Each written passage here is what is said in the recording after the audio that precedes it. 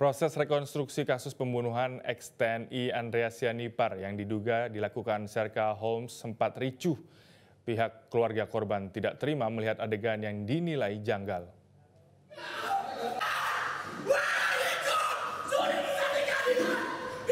Dalam rekonstruksi, sejumlah tersangka hadir termasuk Serka Holmes, istri Holmes, Juharia. Dalam beberapa adegan, Serka Holmes dan Juharia terlihat membantah keterangan dari tersangka lain, terutama mengenai situasi saat Andreas berada di rumah Holmes di asrama TNI Abdul Hamid. Namun keluarga Andreas menolak keterangan Serka Holmes. Pihak keluarga menyatakan bahwa tidak mungkin Andreas sendirian dan mencurigai adanya pelaku lain yang menjaga Andreas di rumah Holmes. Keterangan tersangka lain memancing emosi keluarga Andreas, terutama adik korban Ricky Sianipar. Emosi Ricky memuncak hingga ia berteriak di lantai 2 gedung Satreskrim Polrestabes Medan.